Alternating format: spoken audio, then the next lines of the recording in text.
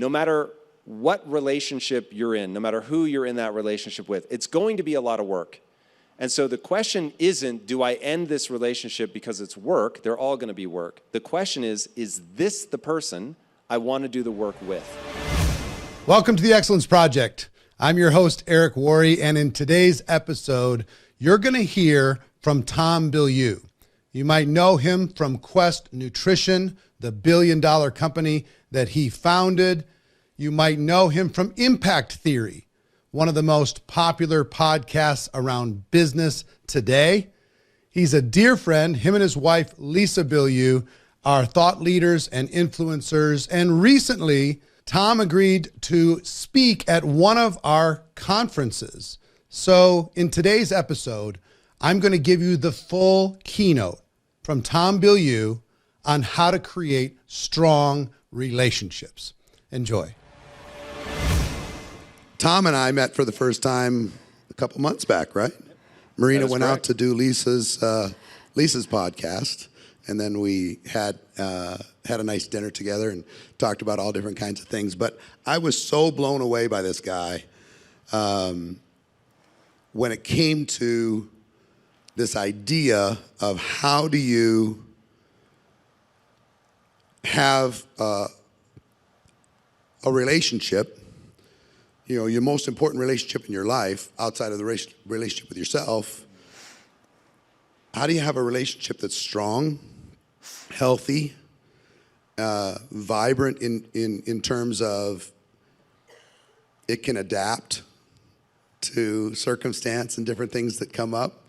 And so why don't you just talk about your relationship with Lisa a bit, and let's start the conversation, and then the two of us will fire questions at you and we'll get your input.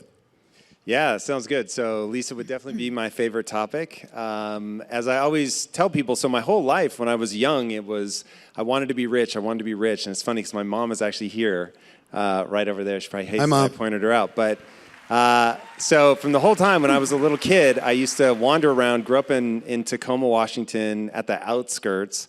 And so everybody thought I was out of my mind, that I wanted to be rich. And so growing up, lower middle class, it seemed absurd. And I actually end up, over a very long period of time, I end up making that dream come true. But whenever somebody asks me about, you know, what are the big grand moments that life has to offer you, I say without question, my wife is my number one priority because there is literally nothing in my life that has ever given me more joy. And so when you think about what you're trying to optimize your life for, ultimately it's a neurochemical state. And I'll round that state to what I call fulfillment, which has a recipe, which may surprise some people what it is. But other people in your life that you love, and I'm very much like a lone wolf guy.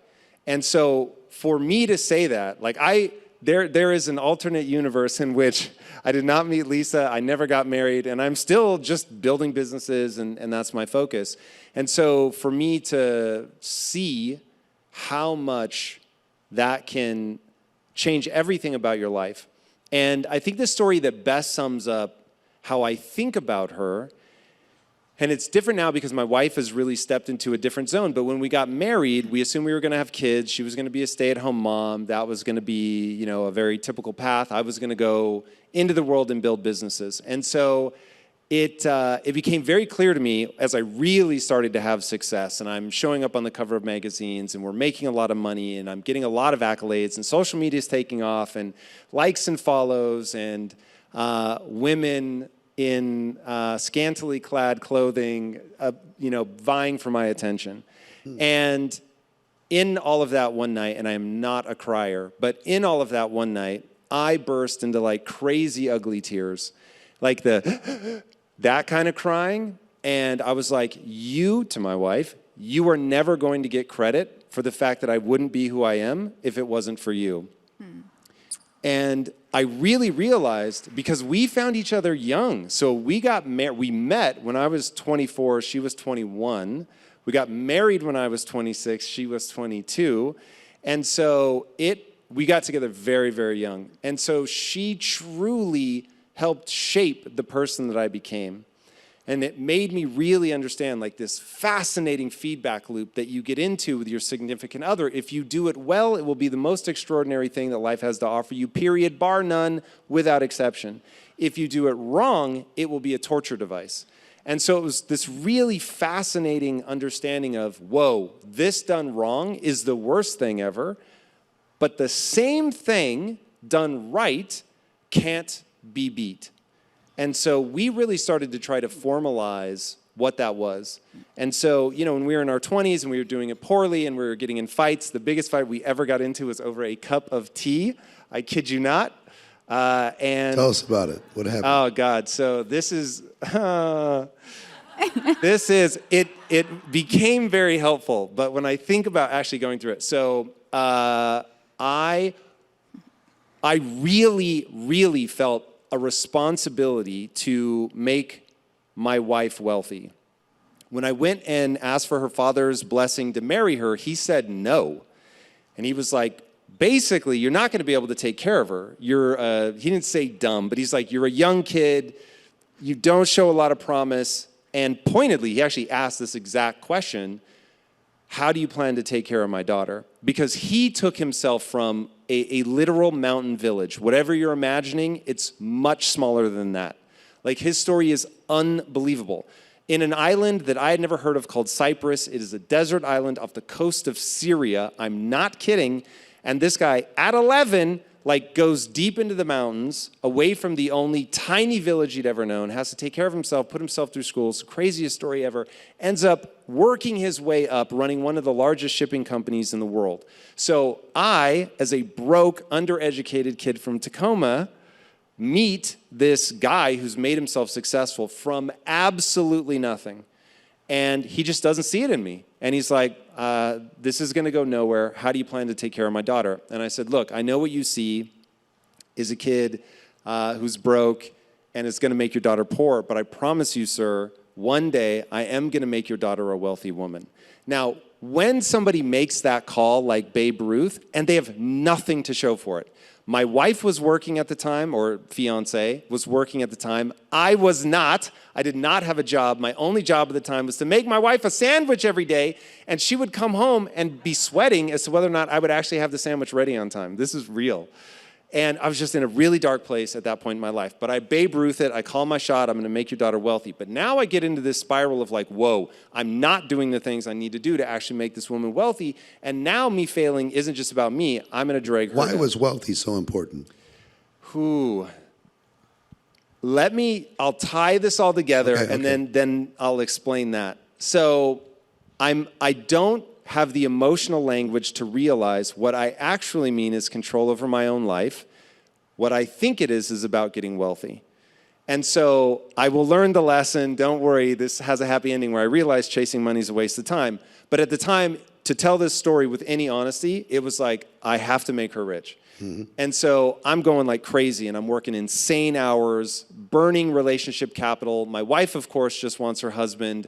But I can't see that. All I can see is I promised I was going to make you rich. I'm going to make you rich.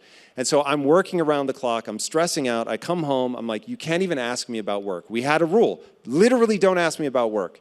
And so she now starts to feel super disconnected. All she wants is to go on a vacation. I just want to make her rich. And so I am so obsessed with I have to work around the clock, and I'm doing this for you. And she finally convinces me after 6.5 years to take a vacation for one night. So I'm like, okay, I'll take a vacation for one night. I will spend money on this hotel. I will take time away from work, because I worked 7 days a week. And I get up that morning, packed, ready to go. And I'm like, you ready? And she's like, I just want to have a cup of tea. I'm like, hold on. You want to have a cup of tea? We need to go. And she's like, what do you mean? Like, I just want to have a cup of tea. So anyway, I'm like, we need to leave. We need to leave right now. Like, bring the cup of tea, like, pour it in a thermos or something. Like, come on. And so these are the words we're saying. I just want to have a cup of tea. We need to get to the hotel. We get in the car. We're driving. We're yelling. We're screaming. Like, neither of us want to be going on this vacation. The one vacation she's gotten me to take in 6.5 years. And we're arguing about this cup of tea. We are driving up the 101 to get to, I think we're going to Santa Barbara.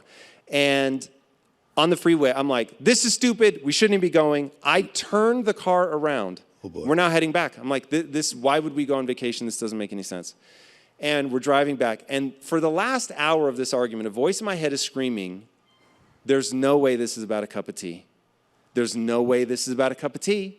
There's no way this is about a cup of tea. So finally, as we're now heading back home, I pull over and I'm like, okay, this isn't about a cup of tea.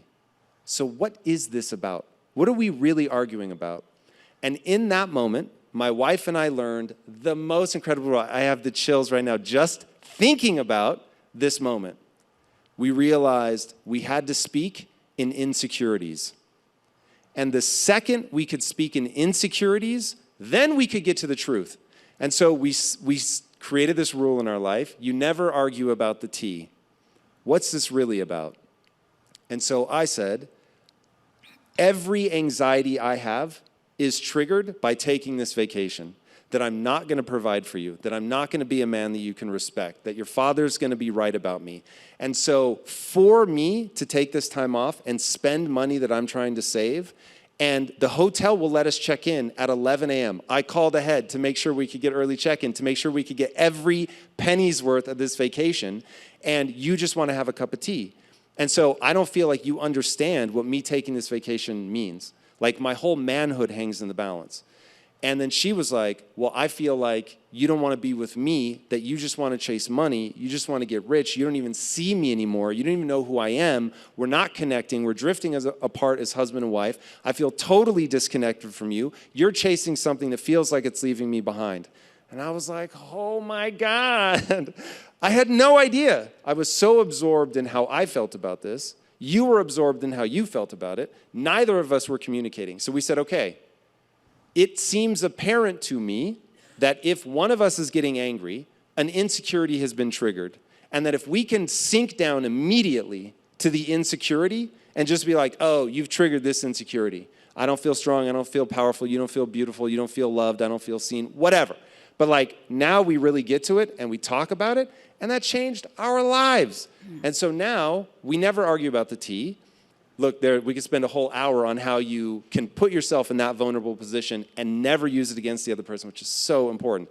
But we have all kinds of rules and regulations around that to make sure that you can exist in that vulnerable space. But we were able to do that, and so now we sink very deeply into that. So speaking in insecurities. Yeah, so this is, our cognition is happening on two levels, and the sooner people understand this, the better. On my tombstone, I would like it to read, Mom, I'll need you to remember this, God forbid it becomes necessary.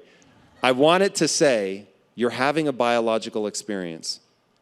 I want people to just understand, you only have access to so much of what's going on in your subconscious mind. Your subconscious mind processes data faster and vaster. So you have all this, you can call it wisdom, you can call it intuition, call it whatever you want, but your body, literally your body, is assessing a lot more data than you can pull into your conscious mind. So if it's like, let's say it's something like 7 pieces of information that you can hold in your conscious mind at any one time. Your subconscious mind is processing, let's call it 700 pieces of data. You don't want to be cognitively aware of that. But if you know that your subconscious mind speaks to you in emotion, and you're going to argue in emotion, but to argue, you have to argue about what can be pulled into your conscious mind, you're now taking this massive distillation of this incredibly complex sense of emotions, and your mind goes, I'm angry because you wanted to have a cup of tea. Not really. But that's the part that you've translated. That's the part that you can hold in what they call working memory. So I just keep coming back to, it's about the tea, it's about the tea, it's about the tea, it's about the tea. But then you just start going, wow, there's a real amplitude disconnect of how, and I really do feel the emotions I'm feeling. So something real is happening right now. Yeah. But the thing I can articulate isn't the thing. You recognize the tea, but you haven't consciously recognized the rest. Exactly. And so now you have to learn to go, oh, I'm feeling something really intense. How do I stop in the middle of an argument, which is about the things I can pull into my conscious mind, and go, hey, my conscious arguments are going to fail me. So I'm not going to try to win this argument. In fact, the only way to win this argument is to protect the long-term viability of my love as an emotional state for this person who I've chosen the long-term pair bond with, which is like a whole level of complexity. So after this argument, I have to be sexually attracted to you. After this argument, you have to be sexually attracted to me. And so if I dunk on you and I make you feel badly about yourself, are you going to feel sexually attractive? No. And so that's going to diminish our ability to connect on that level, which is one of 462 reasons why couples bed death and you become roommates, and then you become roommates that despise each other. It's a whole, like, it's super predictable all around this idea of there's something real happening in your subconscious. You're not figuring out how to translate that into your conscious mind. And so you're trying to win the argument. So what we do is we say, okay, the person who wins is the person who can most rapidly transform their emotion into an articulatable insecurity, because that is what's driving your anger. And so now let's bring that to the surface. And then the other person, their job is to be like, okay, awesome, amazing that you were able to do that, that you're able to be so vulnerable and present that, because now I can hammer you down, right? You've just given me the way to win this argument, that you feel weak about something. Cool, smash, done, right? And that's what a lot of people would do in that moment. But the second victory for us is that we never do that, ever. If somebody comes to you in that moment of vulnerability, immediately you let all your defenses down. You figure out how you nurture that together, figure out what's going on, and like, how do we build that up? It doesn't mean that it's your job now to carry water for their insecurity. They need to address it and deal with it. Well, it takes some maturity, though. For sure, for You know, sure. it takes some real emotional maturity. And I got 8 million questions. But Marina. No, I just want to say in this conversation, because I think it's so important. What you're saying, Tom, is because actually I read about that same cup of tea from Lisa's book. So I know the story from her version. And I think it's, first of all, like Eric said, it's the wisdom that it takes. But most importantly, it's the trust that it takes to get to that level of maturity, of that level of openness and being vulnerable, being secure enough, or being safe to be insecure Safe enough, is bad, yeah. to be safe, to be insecure enough to open up and tell what it's really bothering you, because it's not about the cup of tea, it's about all the different things. And especially I think for women, we feel so emotional and it feels like so overwhelming. And on the other side, when we are not able to articulate what is bothering us and what is happening, is just kind of like starts piling up, right? it. Because like if you cannot say it, or don't feel safe enough to say it, we just start saying like it's a cup of tea or whatever, and then it starts piling and piling and piling. And that's why I think a lot of couples, like you said, start drifting away from each other, because at the end of the day, they start arguing about who's taking out the garbage, but it's not about the garbage, right? Like in your situation, it's not about the cup of tea. So what is, in your opinion, because I know what it took Eric and myself to get into that level of trust, because we come from the previous relationships, we had our previous psychic damage about it, and certain things would trigger certain thoughts or emotions, because that's what my previous marriage or my previous relationship, that's what it meant at the time, and not bringing it into existing relationship. And how do you get to that level of trust where you're okay to be vulnerable? What it took for you guys? So a big part of this is obviously in the beginning of the relationship, you just really have to be into the person. And so some of this is selection is 80%, right? So you've got to find somebody that is going to be willing to do the work for. So not everybody is going to be worth that kind of energy and effort on your part. And so I'd be very thoughtful about that. And a great piece of advice that I heard, I don't remember who I heard this from, but it's really brilliant, is no matter what relationship you're in, no matter who you're in that relationship with, it's going to be a lot of work. And so the question isn't, do I end this relationship because it's work? They're all going to be work. The question is this the person I want to do the work with? So that was just, we had to answer that question in the early days of our relationship. Like, are we into each other enough that we're willing to do the work? Now, both of us came into it going, relationships are work, but they're worth putting in the energy and effort. So we didn't have to get over the hurdle of this should be easy and it's love and there should be an effortlessness here. So we didn't have to struggle with that. So once we're on the other side of that, then it was rules, regulations, like you put things, we call them rules of engagement. And so, in fact, there's new studies coming out. This is so important. The new studies coming out show that the number one predictor of whether you end up in the half of people that get divorced or the half of the people that stay together is how well you argue. If you don't argue well, meaning if you're trying to win, if you know how to break the other person's spirit, if you know that you can diminish somebody over time, which people do, man, and they really are like, I'm going to win this argument and the next and the next and the next, and they're going to diminish them. And ladies, I will just tell you, probably, if for no other reason, unless you're married to a guy like me that is as highly verbal as you, and I can match you toe to toe, and you can try me with that game, you will find out, as my wife did, that is a losing proposition. But odds are you're not. You're not going to find a guy that's as verbal as me. And so now you're going to be able to browbeat him into submission, not once, not twice, but every single time. And the question you have to ask yourself is that a victory? Because you will make him less over time. That, in my estimation, is not the way to play the game. You want to elevate each other, which is one of the rules that Lisa and I have. We elevate each other at all times. So when we got married, I thought we were going to have kids. I thought my wife was going to be a stay-at-home mother. That is not what she ended up wanting. And she ended up wanting to become an entrepreneur. And so the whole thing for me was, cool, I need to elevate you. Now, there was a period of mourning, don't get me wrong. But as we were going through that, what I said to her was, I want you to be the version of you want to be. And who would I be if I didn't elevate you and try to help you become whatever you want to become? So you have to go into it with that. So we've got rules like that in place. But the most important one, germane to this, is that we said, the only way for a relationship to be worth the sacrifice, and it is a sacrifice, the only way for it to be worth the sacrifice is to be completely who you are, to be totally naked, and all the things that are good and bad about you, to be seen and still be loved and appreciated. Now, if you can get into that zone, then it's going to be worth all the difficulties that come along with it. And so we said, okay, for that to happen, that means I'm going to show you my vulnerabilities, the real ones, not the ones that I bring out when I'm on stage and somebody says, what are you bad at or whatever. I'm not telling you the real, right? That's for my wife. I'm telling you the public-facing real. But my wife gets all of it. And so now the rule that we each have is you can never, and I mean never, weaponize that against me. And so when I say never, the pact that I have with my wife, and I really hope this never gets tested, but if it does, I know exactly who I will be in that moment. If my wife had an affair, stole from me, whatever, you're never going to hear her secrets. You're never going to hear the things about her that I could weaponize to be destructive towards her, because that's not who I am.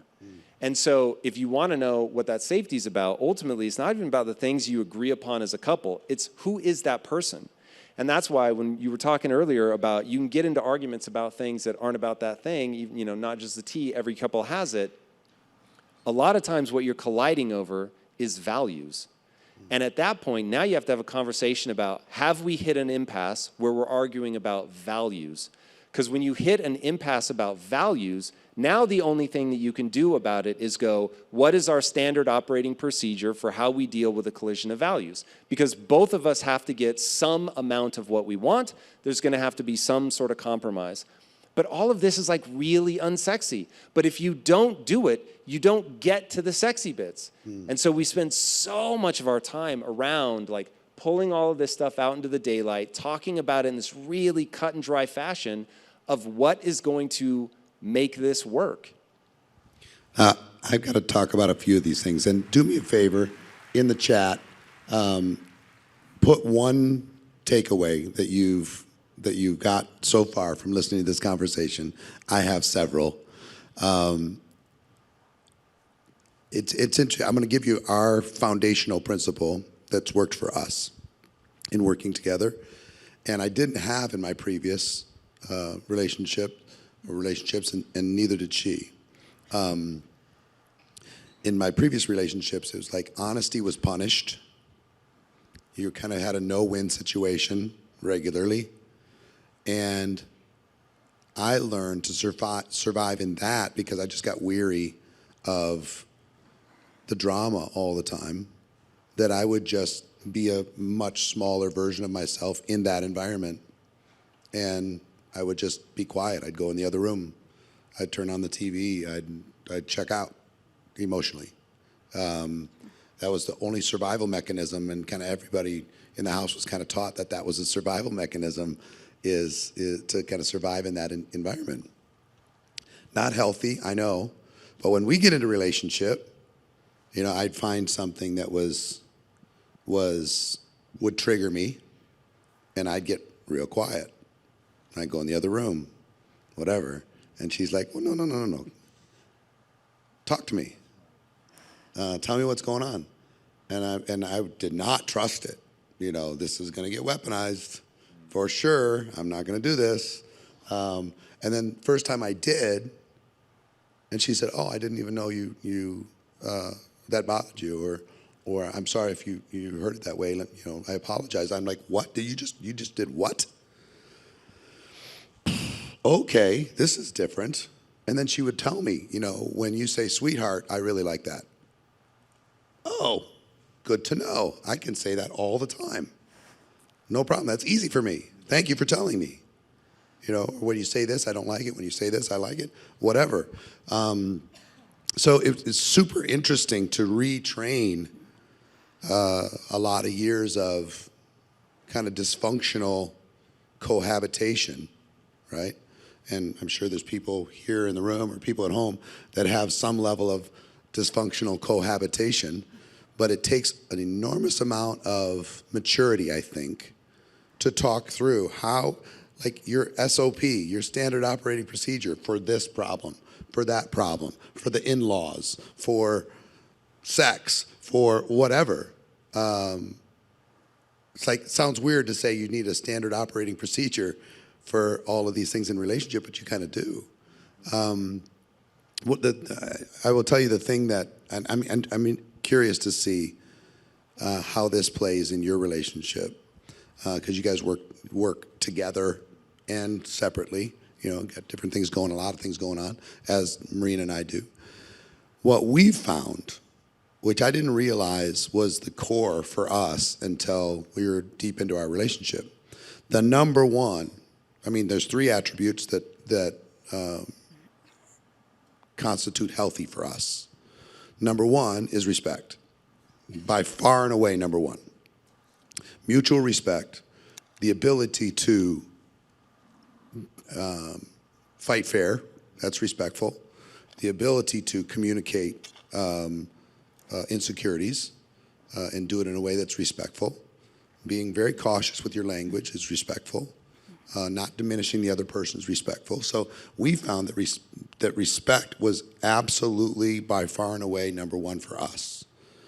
And then after mutual respect, because there's so many ways you can subtly disrespect someone, after mutual respect, then it was communication. Finding ways to say what needed to be said and having the maturity to be able to listen when you didn't agree necessarily from your upbringing or whatever. And then the third area was trust. And trust was more a byproduct of 1 and 2. If you're respectful and you communicate a lot, you will build trust. You know, it's kind of a byproduct. So every time things get a little funky, you know, as they will from time to time, I just try to think about, was I respectful? Or when I get offended, I'm feeling disrespected usually, you know. So that was big for us. How does that play with you guys? Yeah, those are all, I think, very universal. So when my wife and I got married, I had read a book called The Power of Myth. Gentlemen, I see a few here in the crowd. You might get something out of this book. And one of the hypotheses that the author had, a guy named Joseph Campbell, was very instrumental in the mythological architecture of the film series Star Wars. And he said, I think a big part of the problem in modern marriage is that all of the rituals around marriage have lost their meaning. And there's no sort of big, grand moment where you weren't married and now you are. And so I decided that when I got married that I was going to go through a ritualistic scarification. And Scarification? Scarification. Scarification. Yeah. So I wanted to have my body permanently marked to remind myself. I wanted it to be painful and permanent. That was my big thing, yeah. So I ended up designing, and the punchline for people that what I ended up getting was a tattoo is always anticlimactic for people, but it's the only tattoo I've ever gotten. It's the only tattoo I ever will get. And I did it because I wanted it to be painful and permanent, but I also wanted it to be meaningful. And so I created the tattoo myself, and it basically is my promise to my wife. And so in getting that, it was the 4 ideas of love, compassion, commitment, and respect. And so those were going to be the things that I was committed to making sure that we upheld. Now remember, this is coming from the guy who's saying you're having a biological experience. So I understand that love and passion are largely neurological states, and that she and I both understood from very early on. I really do have to shout out to my mom. Like, I had no game as a kid, none whatsoever. I just could not get anywhere. It was really embarrassing. And my mom had me start reading like Cosmo magazine and stuff like that, like going behind enemy lines and like really try to figure this out. And it works in some ways and it didn't work in others. It made me actually a little too soft, which we could do a whole lecture series on that. But it certainly, I was in a position where I knew some of the hot button issues and wasn't going to have a problem there. And so going into that, I knew the relationship will shift. So in the beginning, it's going to be this really drug-like effect. Again, looking at studies, you can't tell the difference between somebody who is recently in love and somebody who did a bump of cocaine. Okay, let that sink in. On a brain scan, there is no difference. And I remember asking my mom, how do you know when you're in love? And she said, when you feel like it is not possible anybody else has ever had this feeling before, you're in love. And I was like, oh my God, that is exactly what I feel, because it's so all-consuming, it's so drug-like the beginning of the relationship. But I knew it wouldn't last like that was ultimately going to change into something that I would now probably call long-term pair bonding, where it's like you're sharing a life. And so that was the big promise that Lisa and I made, was we're going to share a life. So it's like, okay, we have to be able to navigate the difference between that red-hot, passionate love in the beginning and then that more stable love that you get over time. And so being aware that things were going to change, like that was really important. And so, yes, you have to have respect. Yes, you have to have love. But you also have to have these mechanisms by which you move from one to the other. So fighting well is as much about how you start it, as how you end it, as how you integrate it on the other side. Because if you have the same fight over and over and over, that gets real old real fast. And so people want to know that they're making progress. So I really doubt that you and I have different things that we integrate. It's like the great line from Anna Karenina. Every unhappy family is unhappy in their own way, but every happy family shares something in common. And so there's so much to dive into about what are the commonalities, whether you're looking at something that's broken or you're looking at something that's well, finding the things that are working right or the things that are going wrong is really important. How do you, I'm guessing, because in my previous relationship, I was willing to step in and be a part of the solution, and my ex wasn't. If you have somebody who's living with someone who they're willing to be the grown-up, mature one and come up with standard operating procedures for this and that and communicate like crazy and be respectful, but the other one's not being respectful back, or they think it's stupid, or any suggestions as to how to get both members in a household. And I heard somebody tell me once that marriage is like you put your hands together and you wrap a thread around and you tie a knot. And if you notice it right away, you can break that knot. But most of the times you don't notice. And as the years go by and fights go by and incidents go by and resentments build up and communication doesn't happen, pretty soon it's a rope that you feel like you're kind of stuck and you can't break it, because it's going to take two people to do that. I remember we used to go to marriage counseling, and there was so much rope around it that it was just, anybody go to marriage counseling, it was the most miserable thing in their lives ever. It was awful. I mean, it's just like, where is this going? You know, and then we'd quit, go into a coma for the next 10 months, and then something would trigger again, and we'd go to counseling again, and we'd repeat this over and over and over. But you got to get two people to play the game, right? With their insecurities and everything else. Any suggestions on how to make that happen if one is willing and the other one isn't? Yeah, so I think this is actually really simple, but half of you are going to hate me at the end of this explanation, but because I believe it to be true, I'm going to say it anyway. You guys can decide if you ever want me on your stage again.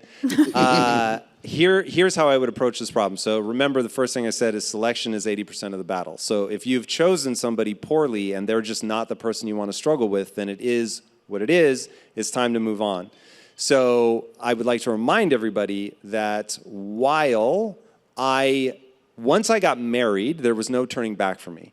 And so Lisa and I have a rule. We don't even joke about divorce. No. So I'd never do like the funny thing, like, oh, haha, like you forgot to put a dish away and I'm going to divorce you if you don't. We don't even say divorce. We just call it the D word because we want the other person to know I'm in this. And that means I'm not going to tolerate things that aren't tenable long term, because I'm not going anywhere, and so we have to fix these problems immediately. The analogy we've always used is dust settling. Don't let the dust settle, right? If you go in and every little argument or misdeed or whatever is a little bit of dust. If you clean it up right away, you're fine. If you don't, over time, you have a toxic environment where people are choking to death on all the ash in the air. So it's like you've got to go, and I imagine going to marriage counseling is just somebody taking a baseball bat to 8 years of dust stacked up, it just in a big pile in the air, and you need a gas mask to do anything. So the first thing I would do is say, all relationships are work. Do you agree? Yes. Cool. Am I the person that you want to do the work with? Yes or no? Yes. Cool. Now, to me, a door has just locked behind you. Nobody's trying to exit. And now this is the part that you're all going to hate. I don't have a better word for it. You could say guidance, but I don't think it gets to the truth. The reality is, as a couple, you're going to manipulate each other. And you're going to manipulate each other, hopefully, for the better, and hopefully entirely in the open. I told my wife, the only trick I will ever play on you is that it's a trick. I'm going to tell you everything I'm doing. And so when I'm going to manipulate you, I'm going to say, you have this belief. It is hurting you. It's hurting our marriage. And I'm going to spend the next 6 months unwinding that belief in your mind and showing you that it doesn't make any sense. But I'm going to be doing it with love and all that. So I'm going to pour a bunch of sugar on this. And so it's not going to feel like I'm chipping away. But I need to have said up front, I am doing this to erode your faith in that belief, which I think is holding us back. Cool? Yes, perfect. And then we move forward. But it is manipulation. And look, I told my wife, I'll be as vague as I can. If you want me to go shopping with you, you need to keep it interesting for me. My wife found ways to keep shopping interesting. And so we refer to that as giving the keys to the kingdom. You tell the other person the right way to manipulate you. And so everything's out in the open, it's above board, and we're always trying to elevate the other person. And so when you do that, now you can move people where you want them to go. So here is manipulation tactic number 1, and this just works so well. The reality is, everyone in your life, including you, is living by a set of values that they don't understand. So right now, I guarantee every time you make a choice and you're like, hey, that choice, actually, I wouldn't even want to tell my closest girlfriend that I made that choice. And the reason is because that's a hidden value. That's actually steering you. And the value on the surface is the BS PR value. So for instance, I used to tell everybody, I just want to be successful. But in reality, I would argue for ideas that didn't make any sense for the business because the idea that didn't make any sense for the business was the one I came up with, and the secret value system that I had not yet pulled into my conscious mind, was that I wanted other people to think I was smart. And I suddenly realized, oh my God, I actually find it more valuable for other people to think that I'm smart than to figure out what the right answer is and actually scale my business. And so I had this moment of crisis and I was like, whoa, no judgment. This is me in my head. No judgment. But answer the following question honestly. Would you rather people think you're smart or would you rather actually be successful? And I was like, okay, I would actually rather be successful. Cool. Then you have to stop pursuing being right, and you have to pursue the right answer. even if it's somebody else's. And you're going to have to completely let go of all the ego that you have tied up around being smart. And so I had to flip my entire ego and what I built it around, from building my ego around being smart to building my ego around learning faster than anybody else. And so that was me identifying I had a value that was driving me that was completely invisible to me. So the way that you manipulate your partner is you're going to find out what those values are, and you're going to use them against them.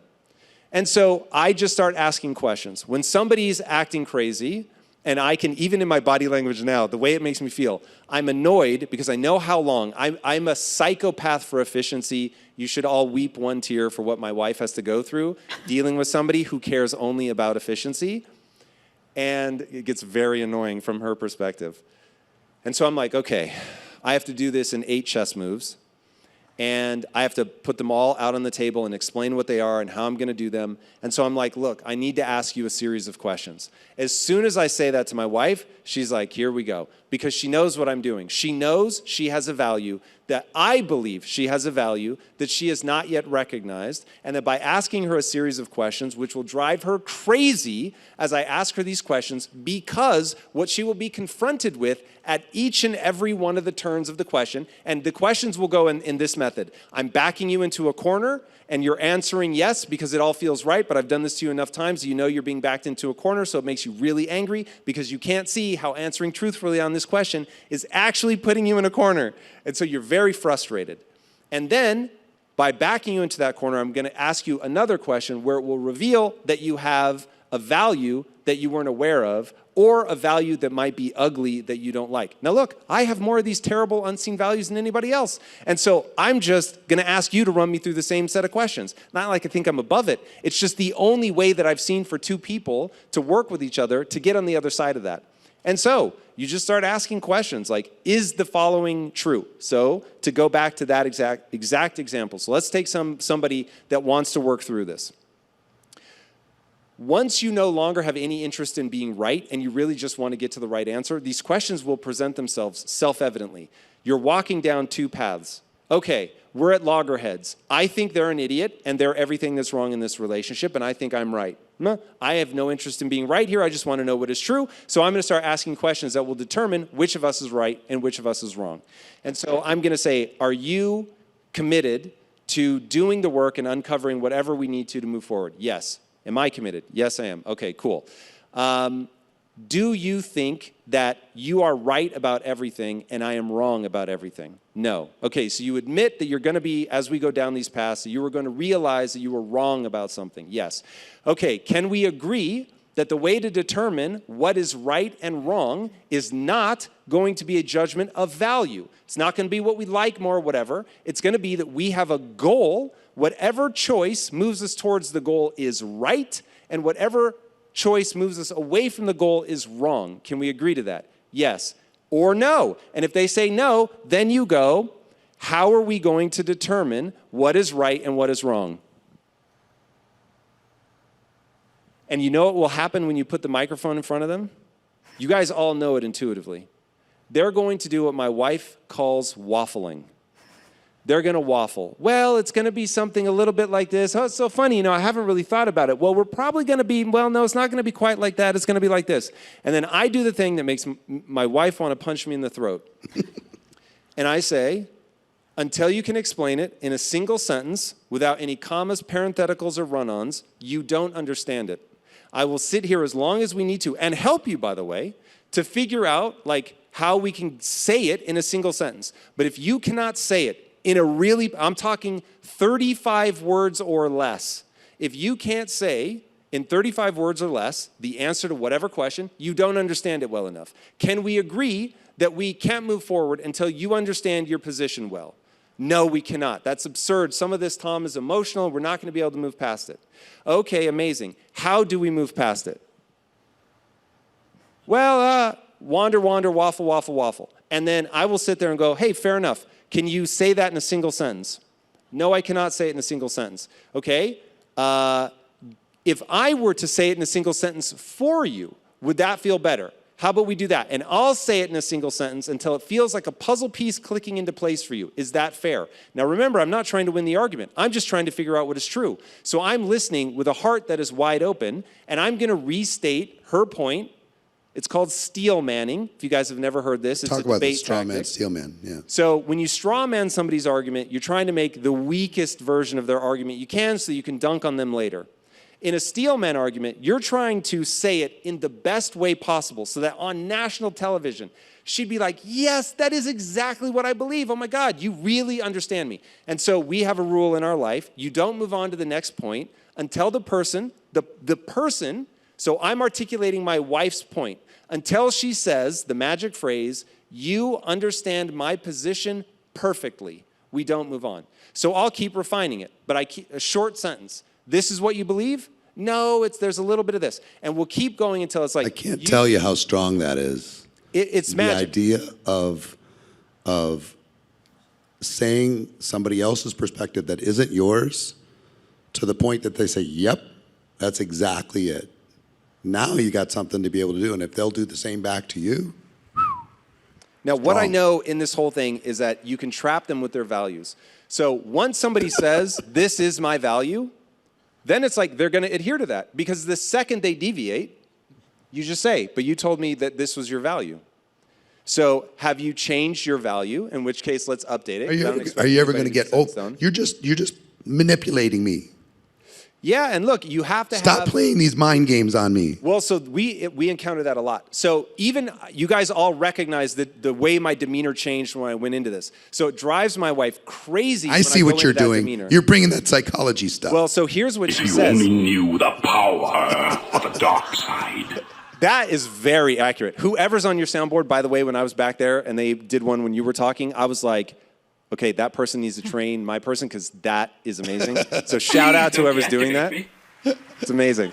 So my wife had a phrase. It took me a long time to understand what she meant. And so just in the remaining minutes that we have, I'm just going to start like throwing out nuggets that have served me so well.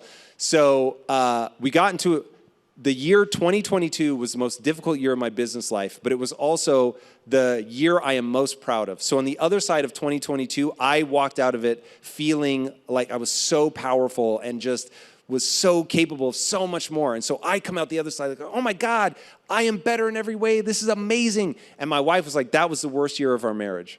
And I was like, what? And so it was this really weird moment. And she just kept saying this phrase over and over and over. I just want my husband back. And I was like, what do you mean? Because I'm so proud of who I become. And the only words, right? Subconscious speaks in emotion. And the only word she could use in her conscious mind was, I just want my husband back. And she's doing it in a way where she is like, whatever I need to do, dear husband, scream, cry, break things, I don't want to do that. But that's the level I'm feeling the following statement. I just want my husband back. And I'm like, but I am your husband. And I'm right here. And I'm more proud of myself than ever. And she was like, yes. And I can yell. There we go. I don't feel it. I don't feel it. I don't feel it. You don't feel like my husband. And I'm just like, what the hell does she mean? So I'm like, okay, I'm Darth Vader. I'm going to need to ask you a series of questions. And she's so emotional right now. She's like, I don't want to hear the questions. And I'm like, I can't move on unless I understand what's happening. And so I'm like, I need to ask you these questions. Please just answer them. And so I'm asking them. She knows she's being backed into a corner, but it's a corner of understanding.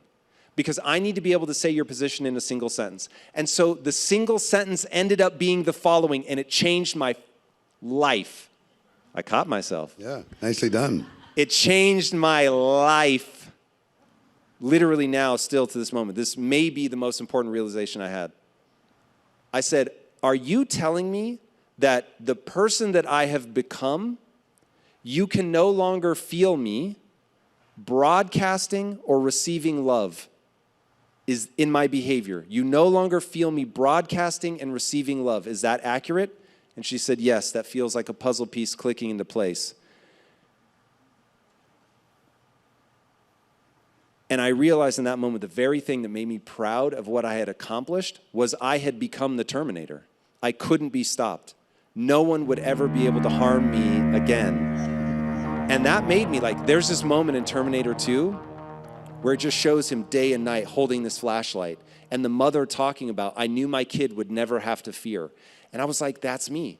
And even now telling you this, the very thing that broke my wife's heart makes me feel good about who I am.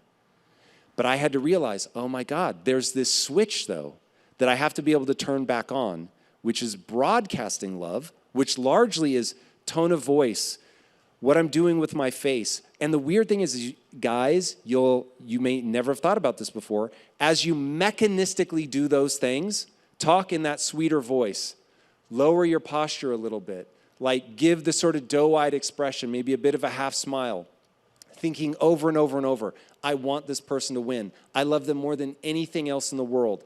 And all I want to see is for them to be happy. And all the weird things that does to your neurochemistry, all of a sudden, you're broadcasting love. Now, to me, nothing changed. I mean, a slight, like minor tweak. But for my wife, like if any of you guys have seen the movie Family Man, it's a Christmas movie with Nicolas Cage. And at the very end of the movie, the little girl says to her father, who she thinks is now an alien, even though he looks the same, but his attitude is just different. And at the end of the movie, she says to him, after all his learnings and all of that, she says, welcome back. And I could see in my wife's face, boom, when I do that, oh my God, my husband, welcome back. And I was like, wow. So this thing that is just a different emotional gear doesn't make me feel any different. I want her to be more impressed by the Terminator version of me by far, but she needs to feel this, I'm now broadcasting love. But I thought there's another part to this, which is I need to receive love. And so that I can hear her when she hugs me, when she comes to me and something's wrong and she hugs me. It's like, oh, I can't be thinking, gentlemen, how do I solve this problem? I need to be thinking, I need to receive this love right now. I just need to receive it, and then I need to broadcast it back out. And it changes everything that's happening in me neurochemically, and now I'm able to be in that zone with her where she has the husband, not the Terminator bot that looks like her husband, what she just kept calling her husband, her husband, her husband, which was the guy that could broadcast and receive love. And so now once I could map that on to, oh, there is a neurological state I have to get myself in that you register as your husband. But when you say your husband to me, I register, yeah, the Terminator, I'm here, I got you, I'll protect you, nothing will ever harm you.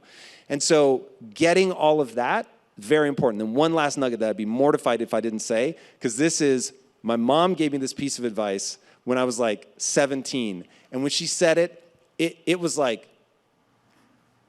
it sounded so dumb, but I was like, could this be true? And she just said it offhanded. She was like, oh no, what guys have to understand is for a woman to have an orgasm, she has to trust you. And I was like, trust me? What does trust have to do with orgasm? I need like a particular room temperature, maybe, but like beyond that, all my needs have been met. And so I was just like, wow, right on cue. And so I was like, okay, well, I don't get it, but I'm going to act as if it were true. It's true. Broadcast and receive love, boys and girls. Marina. I mean, there's so much stuff. I was like, I wish I had a notepad here and a pen so I can take, but good thing I'm going to have recording so I can go over this session again. But I think that in our relationship session, you mentioned something about a tennis analogy that Lisa also was mentioning. Can you expand on that? Do you know what I'm talking about? What do you want? Playing tennis, when the couples play tennis on the same side of the court. Yeah. So this is actually Lisa's analogy, which I will now be stealing. But when it's a really powerful metaphor, especially if you work together. So if you have two people on the tennis court at the same time, first, there are two options. You can play against each other, which is the first and most important question, which is what a lot of people do by default. They just assume, oh, we've each got a tennis racket and a ball, we can go, test each other. Cool, fair enough. And competing against your spouse can be fun in the right circumstances. But A much wiser option is to get on the same team and find other people to compete against. And so internally, you're working together. You still get to compete, you still get to strive, you still get to go for things, but you're doing it together. Now there's another part of that though, which is you're gonna have to figure out your rules of engagement for how you play. How do you handle who goes after what ball? You playing front to back, playing side to side? All of that stuff has to be worked out. And you're not gonna be good at it in the beginning. And if your instinct is to yell at the person for being dumb because they didn't read the situation the same way that you do, that's another thing you want to be really thoughtful about, is making sure that you understand that you have to articulate all of that stuff. This is why I think it should be this way. This is why I'm playing it this way. Versus just assuming the other person sees the world the same way that you do. And I see this all the time. I will just tell you right now, if you're getting angry, your insecurity's been triggered. If you think the other person is just a moron, one of two things is true. One of only two things is true.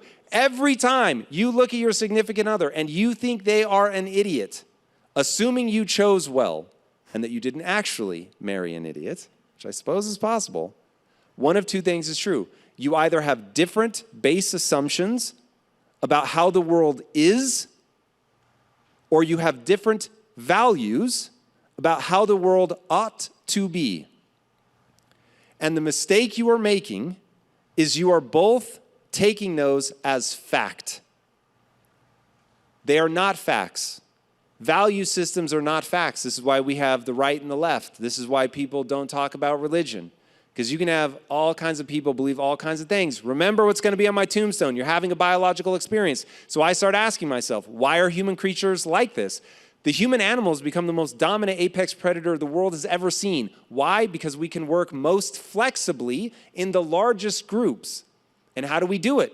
By creating equilibrium, by taking care of both sides of the equation. If you've never heard of the tragedy of the commons, look it up. This is why you don't actually want to marry somebody who's just like you. In fact, this is why they say opposites attract, because in any dynamic relationship, you want one person to be the kite, you want the other person to be the string.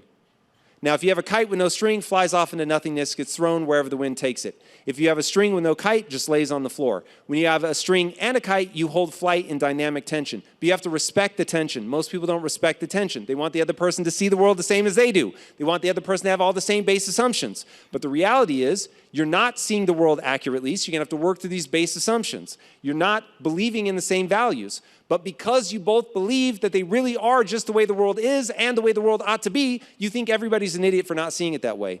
You've got to remember, the only reason, as humans, that we can hold that dynamic tension is by being a little bit different, but sharing a ton of values so that we respect each other, acknowledge the friction, say, I value you for seeing this moment in a way that the other person does not.